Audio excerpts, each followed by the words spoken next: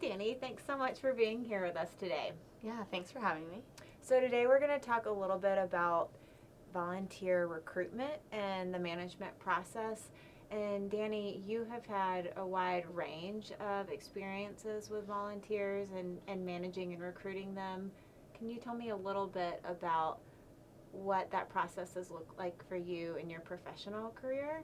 Yeah, so I first started managing volunteers on a campaign, and this is a signature gathering campaign where you have to follow really strict rules.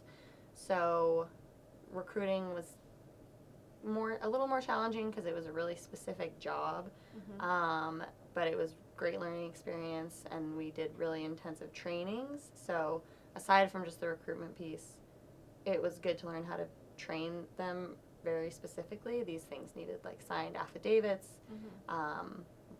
really specific stuff that would get through the Secretary of State's office. Right. So that was my first experience. And then later on in my career, I worked for the Montana Brewers Association and recruited volunteers for brew fests, which, yeah, totally different than campaign volunteers. Right. But that was more, single events where we needed 100 volunteers to do beer pouring, front gate, and that was more of a free-for-all with recruitment. Basically, link on Facebook, and Brewfests kind of invite people in anyways. Like, people were excited about it, so it wasn't as hard of a push as some volunteers. So mainly social media for recruitment? Social media. And tons of return volunteers who have done it for 5 years in a row. They're always on the same weekend. People are ready for them, basically. Do people need to know in those situations why you need volunteers? Are people interested in the cause at all, or is it just a fun community opportunity and people don't need that information to sign up? It's mostly just a fun, big event, which communities in Montana, we did them in Missoula, Helena, and Bozeman, and so those are pretty beer-centric places and community-minded places. They were fundraisers for the Montana Brewers Association, but for the most part, I think it was a fun way for people to get into the Brewfest for free, get a volunteer shirt, meet brewers was a huge thing. People love to meet who makes the beer. So it was, I think typically it was kind of easy to get volunteers. And there's always the few people who are more interested in back end, like, oh, how does this work and how does this money impact the community? But for the most part, it's just kind of a free-for-all. Yeah. So recruiting for those was much different than recruiting for campaigns. And then now I work at United Way of Missoula County, and United Way is a big international nonprofit that focuses on the areas of education, income, and health. And there's right around 2,000 United Ways in the U.S., and they're all fully autonomous. We have brand guidelines and stuff from international headquarters, but the Missoula United Way, we focus on everything in Missoula and Ravalli counties. So right now we're working on a homelessness prevention program, a suicide prevention program, 0 to 5 early childhood outcomes. So basically we work on a lot of initiatives that are really community-centric. And so part of building our brand and, keeping donations coming in is connecting with volunteers. So our goal at United Way is, rather than just reaching out for end-of-year appeal for a donation, we want to have many points of contact with people throughout the year, and a lot of those points of contact come through volunteer opportunities. So we do, go ahead. And let me just pause to say that is in line with our readings as well, that having an active volunteer base can be a key component in also having a strong donor base. Yeah, exactly. And so one of the big things that happens every year in accordance with in the international brand of United Way is our Day of Action, which is on the summer solstice, longest day of the year. Contribute your extra hours of sunlight to giving back to your community. So that's a big volunteer push. We aim for 250 to 300 volunteers, Wow. and that's working on stuff all around the community. So we had, I think this year, 14 different job sites and about 250 volunteers. And recruitment for that is, again, totally different than the other volunteer recruitment I've worked on. It's really based on reaching people in their workplace. So United Way has relationships with the banks and, you know, title companies and Missoula community businesses who not only donate through their workplace campaign through payroll deduct, but then they come in and help volunteer as a team. So that's been a really helpful thing for getting volunteers through United Way, is that you go to the HR person and it's like a team building thing. So you bring in 20 people from First Interstate Bank, but you only have to talk to one person and get buy-in from basically one person. So it's a really effective model as long as you have the ear of the business people who think, sure, we should let our team take 3 hours out of the office to go work in the community. So that is... So key to recruitment for that piece is relationship really with the HR manager. I mean, having that relationship is key to getting the rest of the organization to be present on a day of service. Yeah, exactly. And sometimes it's HR, sometimes it's the payroll people, because that's who we work with for payroll deductions. We call them our ambassadors, so there's a list of people who we work with who are the point person at each business. And that, so this year I did all the recruitment for that, and it just took, you know, you have the repeat offenders who are really easy to get and do it every year and send 15 people every year. And then just to, you know, get up to where we wanted to be, it was a lot of one-on-one emails, offering up the list of opportunities that were available, a little more active recruitment, and being more intentional about trying to get as many people as possible. And then after recruitment, it was just a lot of logistics. Right. But that is the big piece with United Way. And then we have another big day of service this Friday.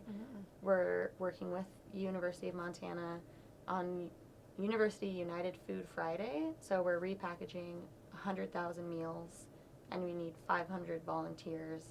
So similarly, it's a lot of, we did it last year, so it's on people's radar. And then we have help from partners. So United Way isn't recruiting 500 people. We're working with the university. We're working with Greek Life, with people in their classrooms to recruit students. It's family weekend, so parents might come with their kids who go to school here. So that's another one that requires buy-in and help from the community to get 500 people on a Friday. On that, one of the themes too that's come up is how important it is to have meaningful work and work for volunteers. So when planning these big scale events, I would imagine having the right number recruited is key to the success of those days. How do you ensure that, you know, you actually have 500 people, or getting those numbers close enough to right to make the service happen? And not too many volunteers as well. Yeah, so I was going to say last year, I wasn't part of this, but last year they had too many. And so then it's unfortunate because it's people who had the buy-in and they came and they tried not to turn anyone away, but it was like kind of had to find something for people to do. So this year we're just watching recruitment numbers really closely, obviously, And as we get closer to the day, we'll, depending on where we're sitting, we'll ramp it up or try and kind of back off getting people. And this is a really unique event in that it'll be really hard to complete our task if we don't have that sweet number, because it's physical stuff that needs to be packaged and sealed and moved. So, I mean, I guess the most we can do is watch closely and then adjust our game plan accordingly. So, any advice for people that are currently recruiting volunteers? What would be kind of your lasting advice on that piece? Probably there's so many things going through my mind. You obviously have to get that first buy-in. So it's easy, I think, especially in recurring events or where you already have these existing relationships, it's easy to try and skate by on those. But a huge goal of our nonprofit, of any nonprofit, any campaign, any event, is to expand your audience. So I think your initial launch and your messaging, how it ties back to the community, is the most important thing beyond just getting the numbers. So making it meaningful to people who are leaving work or putting their kids in daycare, just to make it feel like a huge community event, like you're part of improving your community, and whether that's through your messaging or inspirational photos from the year prior. There's a lot you can do, but just as long as it's, it sounds corny, but, you know, inspiring, and people feel pumped about it, because otherwise you'll just keep getting the same people and dwindle down and you have to build. And there's one more piece that we haven't talked about is the Volunteer Missoula website, and I don't know if that's unique to Missoula or if other communities are doing that model as well to recruit volunteers, but can you share briefly about what that looks like? Yeah, so in my role at United Way, I'm also the coordinator of the Missoula Nonprofit Center, and a piece of that is Volunteer Missoula. It's volunteermissoula.org. It's a self-sustained website. The platform is called Galaxy Digital, and I think they have a substantial amount of websites outside of Missoula, but it's intended for matching up organizations with volunteers. So basically what I tell people is to become a volunteer through Volunteer Missoula, you set up a profile and you select your interests and availability. So I kind of say it's like a dating app for volunteers, because once you select that you're most interested in environments and animals, then those are the top results it'll show you on what's available in the community. And then after people sign up and nonprofits post their opportunities, it kind of runs on its own.